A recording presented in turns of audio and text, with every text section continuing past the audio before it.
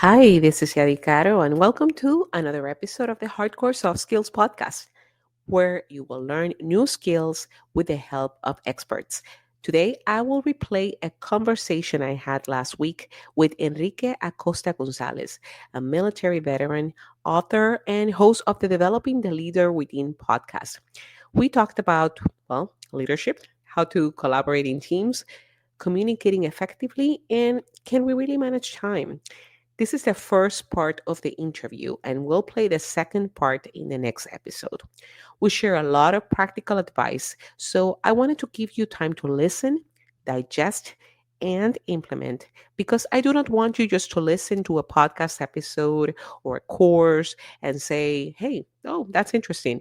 I want you to take action, no matter how small, today. Share with me what you've learned and contact me via LinkedIn or via my website, hardcoresoftskillspodcast.com. If you want to see the full video of this interview, I left a link on the show notes. Now, let's listen.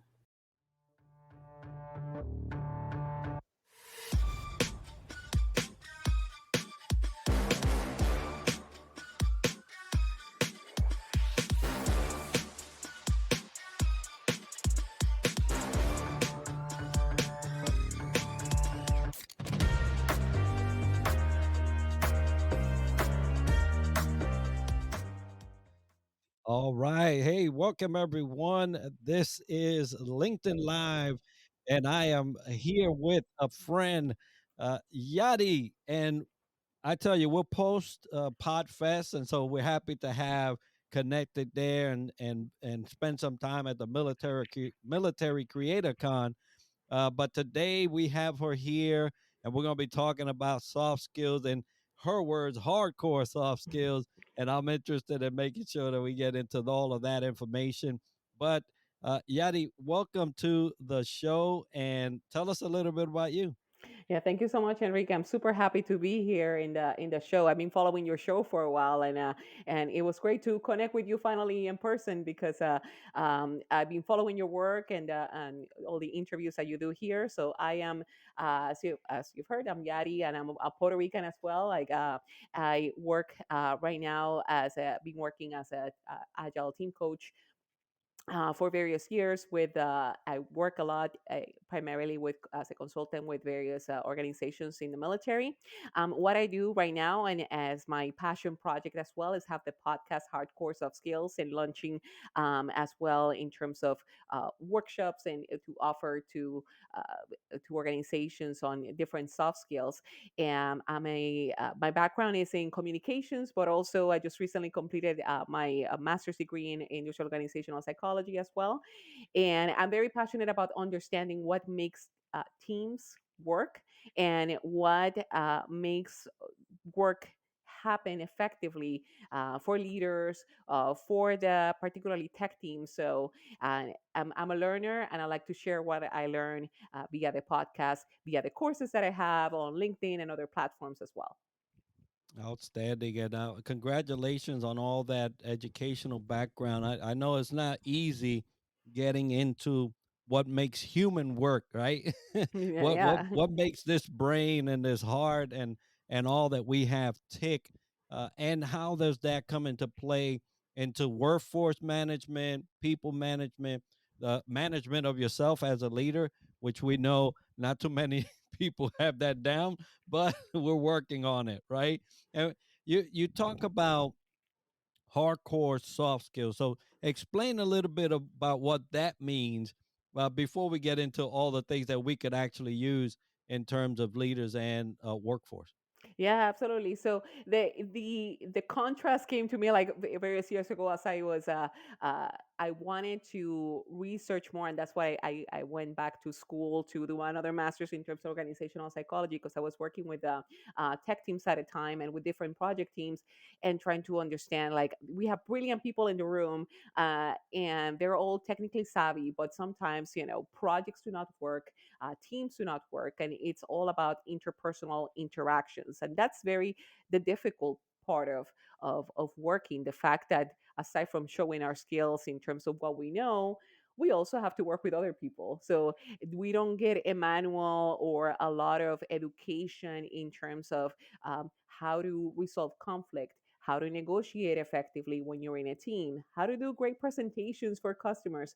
So the name hardcore soft skills came into the part of like that contrast of like it's we call it soft quote unquote, but these are actually, you know, hardcore. These are things that are tough to learn, and it does require some level of bravery to kind of implement the ability to ask questions, the ability to be vulnerable, create environments at work that are safe to work and motivate people. So that's how kind of like the name came about, that contrast. And I started the podcast back in 2020, a time when, you know, we were a lot of the things that we decided to launch because of the world changing. So, and I've been doing since then like 100 plus episodes, different interviewing different experts. So I've talked to authors like David Allen, the creators of agile frameworks as well, negotiators, international negotiators, or change management leaders like John Cotter. So it's been a very important learning experience for me that I have been able to apply in the work that I do, and that I want to continue sharing with folks that consume the content.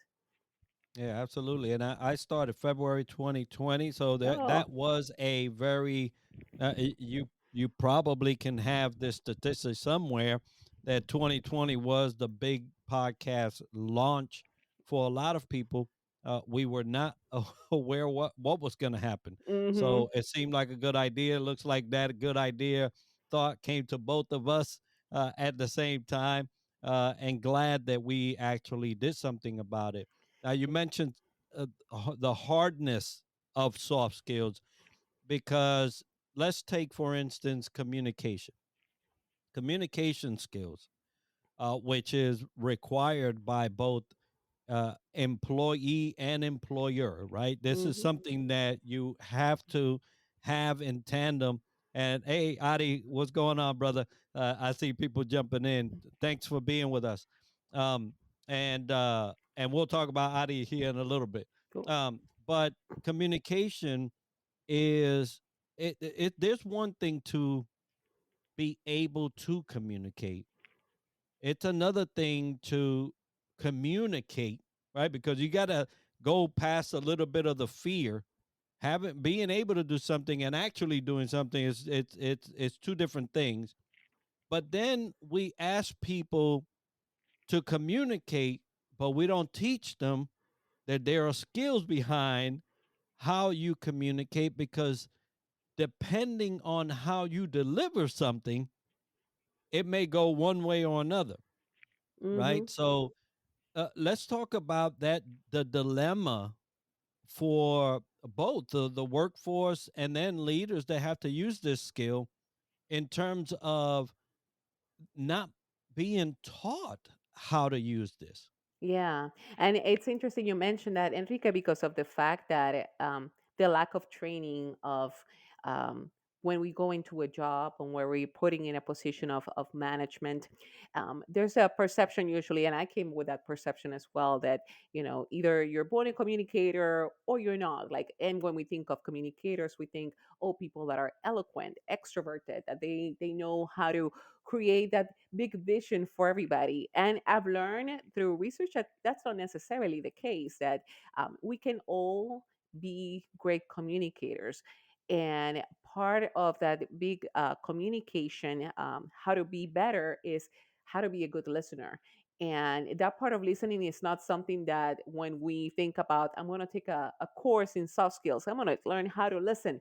So it's not something that we regularly do, but it's very important. And if you go now online, we'll probably see a lot of more information about it. I've noticed more in the recent months in terms of the importance of being a good listener in order to be able to connect first with the audience, to understand pain points, and then from there, understanding first that connection, and then being able to convey message, which, as you say, is very, it's complex. It's how to, instead of saying things with, eloquence and saying things in multiple words.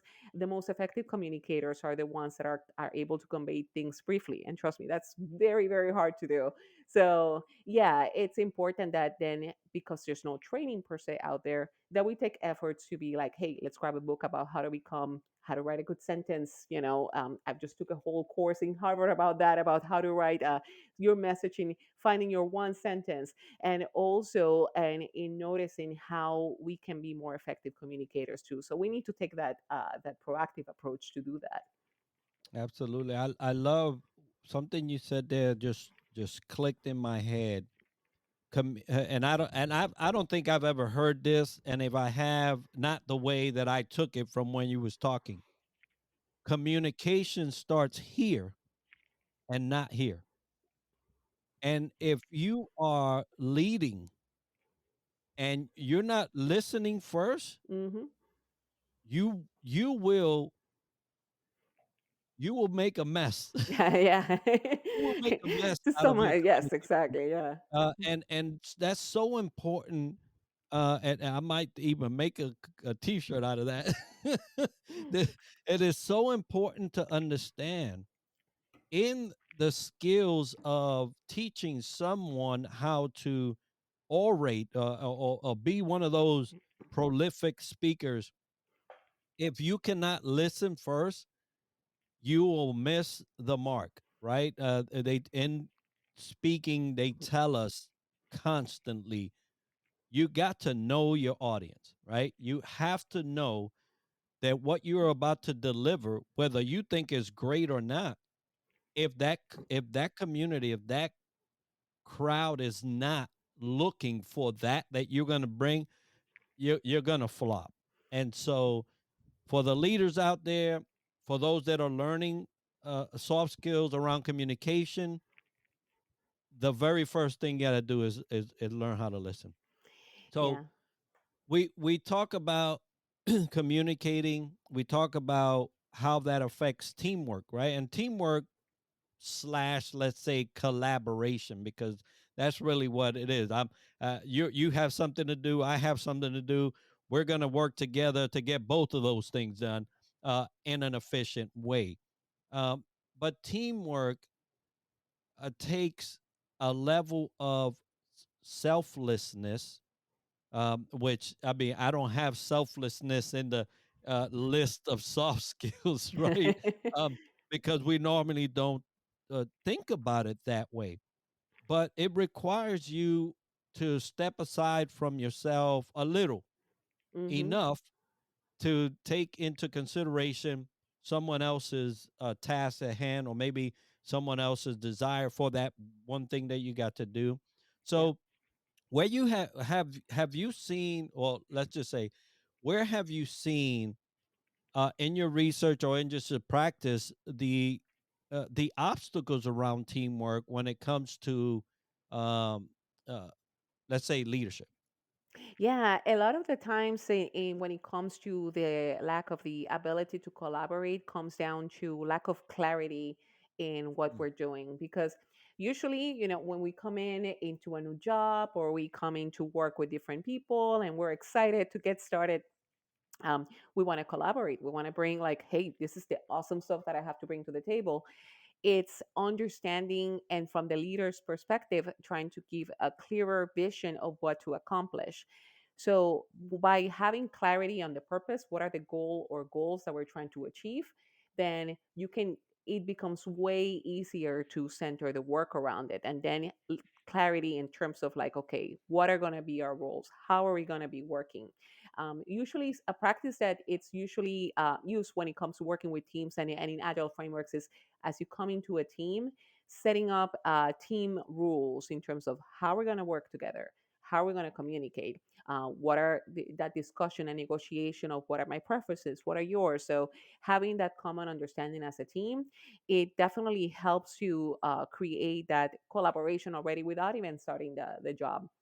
So first, as a leader, important to have clarity, and you can, as a leader, define what do you expect from the team, either Are you going to be guiding everything that they're going to do exactly, or is it more like a collaborative approach of like, I'm going to give you the challenge, we can all work together towards a solution, and then also defining like what are the rules of engagement for that team, so when new team members come in, they know that's how you start creating that culture. So clarity is super important when it comes to collaboration.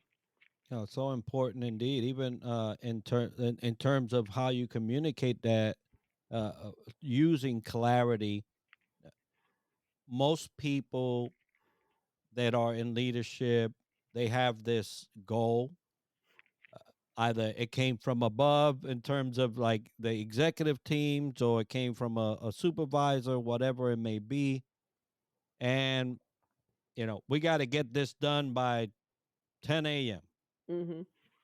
Okay, we g- we got to get this done. Uh, and I hear that a lot, especially in the military. Now we do a good time, a good work in building you up for you to understand what that meant, and then you can execute your job. But in the common workforce, uh, there's not a lot of people that take all the time to get people ready uh, to deliver a message that's clear, to deliver goals that are clear, in order to get them to the point where they can actually solve problems. And I see a lot of problem making, but not a lot of problem solving. Hmm. So when you talk about problem solving as a soft skill, uh, you need some level of guidance, or at least training, to prepare you for that. Let's talk about problem solving and what's necessary for you to get the upper hand in order to you know, get to solve these issues. Yeah, problem solving. I'm glad you mentioned that, Enrique, because there's in when you're mentioning about the military, about the expectations that we want this by a certain time, and a lot of the times it's like, what does this mean? What is the it that we need to Hmm. do? That clarity. One thing before talking about the creative part of collaboration is having the ability to push back a little, or at least just ask like, okay, let's um, we get a guidance in particularly military organizations, but how about having that eagerness to ask like, okay, let's set the clear expectation, let me ask questions to you as a customer or leader, what is it by you mean by XYZ, because a lot of the times we want to appear that competent, that way, oh yeah, I Yeah. understand what you're saying, of All right, course I let's know. go. Yeah, it's super clear as mud. So having it takes bravery and effort to go back and like, let me make sure I understand what you mean and what is the scope of this. So just by doing that, we will save so much time of a team. So it's important that as a leader who's getting the guidance from above, you want to be able to ask questions. And if for some reason it's not possible, at least asking for clarity, making sure that everybody's on the same sheet in order to be able to come back to the team for that. um, when it comes to that collaboration, there's a lot of techniques, brainstorming tools, and I've talked a lot about some brainstorming techniques in some of my courses. With, for example, and when you have a brainstorming session or that ability to collaborate as a team with solutions, assuming the posture of the customer, what is it that the customer will want in this, what are my pain points, instead of we jump so easy into solutioning without truly understanding the problem. So we need to really understand like what is the problem before we go to the super sassy solution. So understanding the problem, and also a lot of things when it comes to managers as well, is to allow the team to really share their ideas and not discarding that. There's a technique, and you may have heard of it, in terms of improv, the yes and approach, that instead of discarding a solution, like, you just keep building on a previous idea, even if it sounds ridiculous. So try to, instead of saying but at the end, like, okay, I heard your idea. In my head I may think like, this is never going to work, but let me entertain this and continue on with another idea. So that will build upon that. So there are different tools and techniques that you can use, and that's a part of getting educated. Like, hey, there's so many brainstorming techniques out there. what can we try today? There's the, for example, another one, the Bono wearing the six different hats of, there's assuming each person assumes a different particular role. So coming in with that willingness to really collaborate and not just as a leader, just here's what you're gonna do, team, and I want you to do it exactly the way I say. It could work, sure, but you could create a frustrated followers or team members as you go do that part. Well, one of the things you don't want to do as a leader is, stifle creativity Yeah. when you have a workforce that's diverse, right? Everybody's bringing a set of experiences that you never had. It may have sounded similar, but it's not the same. Mm-hmm. And so when you approach problem solving from a perspective of directives, then you're not asking a problem to be solved. You're just asking someone to address an issue because you already have the thing that is Yeah. solved. And Mm-hmm. so uh, I have seen a lot of pain from leaders that come with the solutions, and they have it in their head, and they think you I don't know, telepathic or something, and you can just copy it off of them and just execute. But you have a team for a reason. You've hired this workforce for a reason. But leaders that negate the ability and the creativity of their teams are asking for. I saw this side, leaders that always talking and never listening will end up, just in a room of people that just not invested, right? Mm-hmm. And so you have to understand that there are more. There are people with more solutions than the ones you have in your head.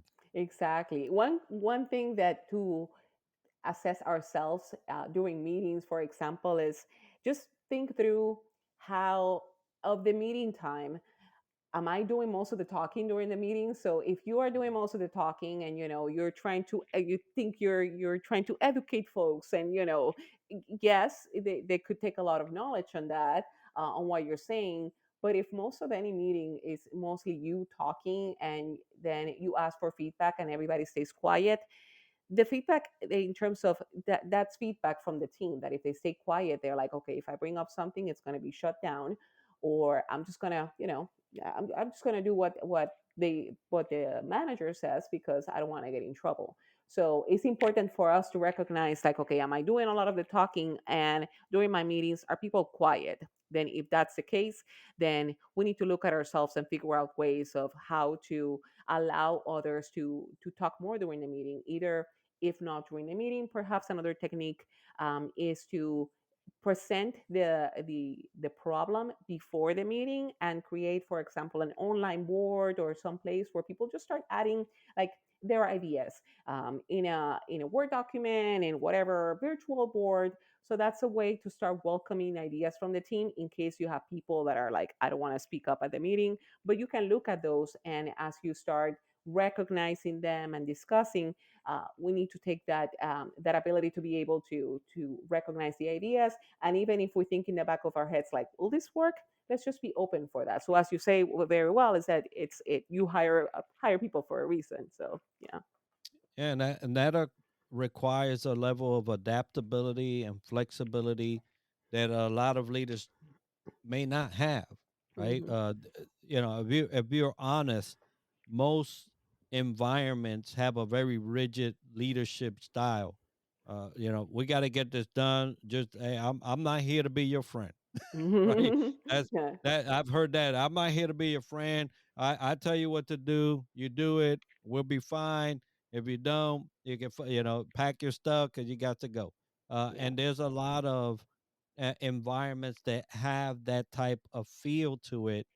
But if you're going to foster an environment of problem solving, you also have to provide an environment of adaptability and flexibility. And so, why is it that we have such a hard time with that?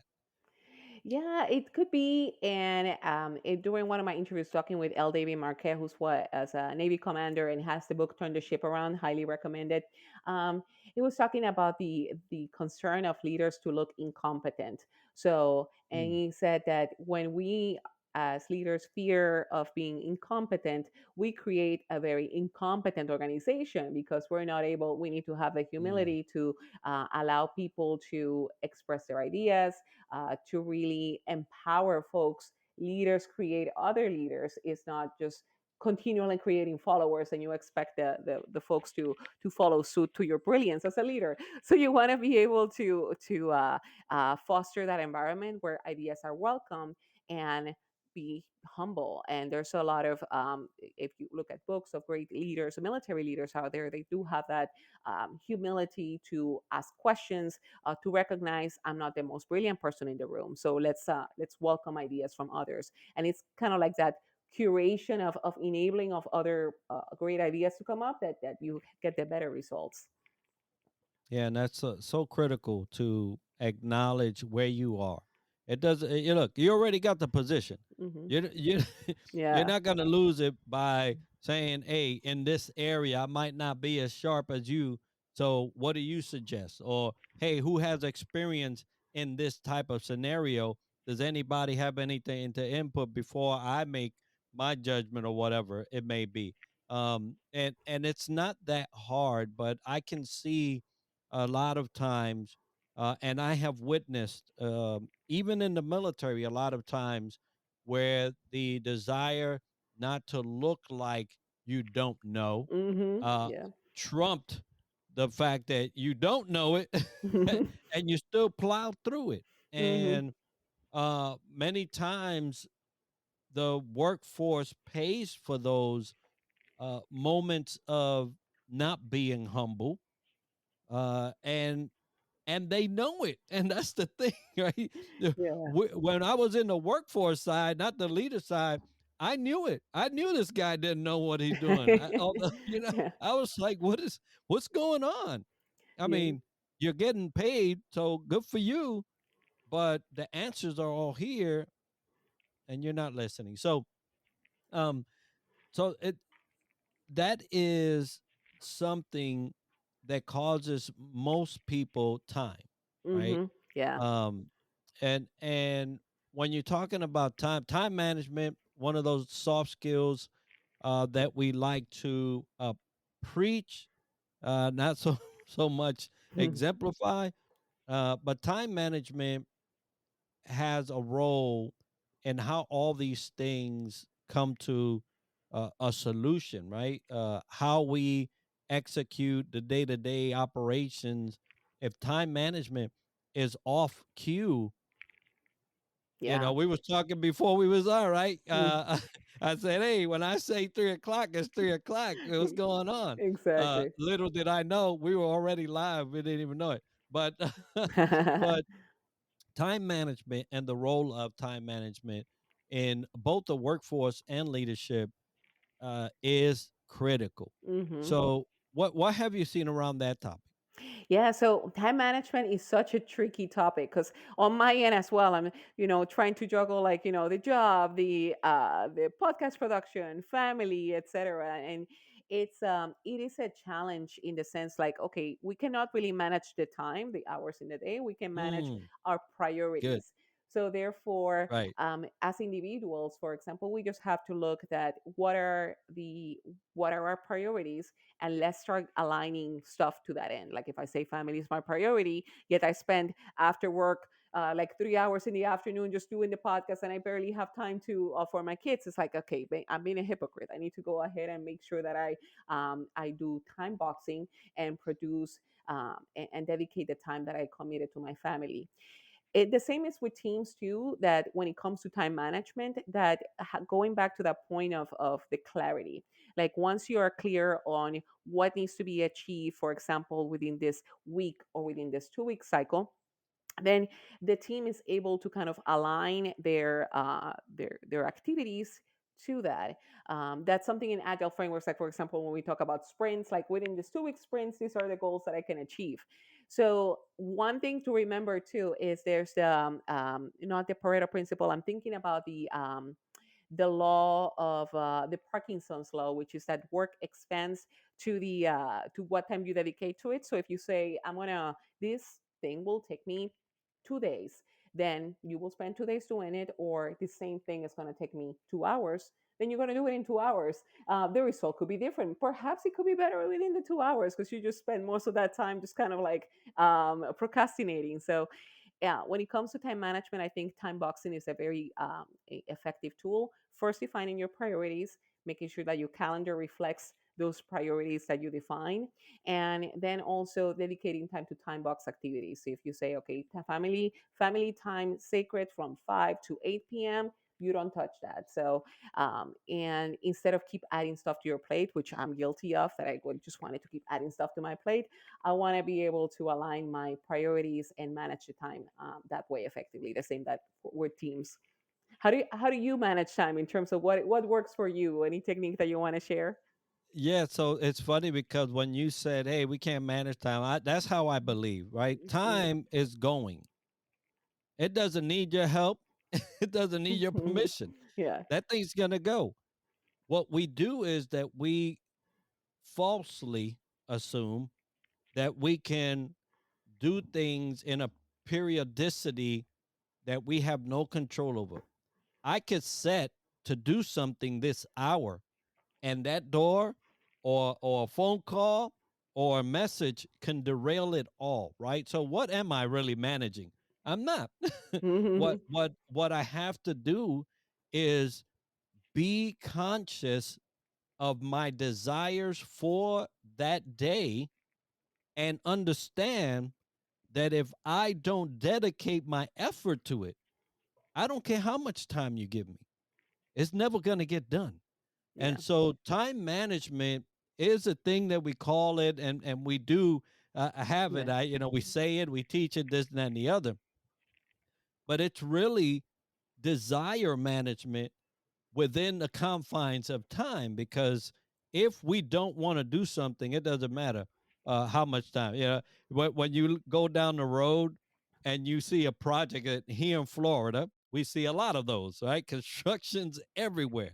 yeah. And I'm like, woo, that's going to be like 9 months. Oh And yeah. it's just painting the stripes on the street, right? Because the way work is structured, it's made for time manipulation for the cost of pay, right? For pay. And Yeah, so is that really time management? No, that's resource management, and you're making it go across a big swath of time because you're gonna get more, right? Um, so what yeah. I do is I look at what I have to do, and then I assess my want to over that topic, because I know that if I really don't want to, it's not going to be on that list. Hmm. And so that allocates whatever time I do have for that, for whatever day, to the things that are truly important, that really make an impact on my life, that really will make an impact on someone else's life. Yeah. And so that's how I do it.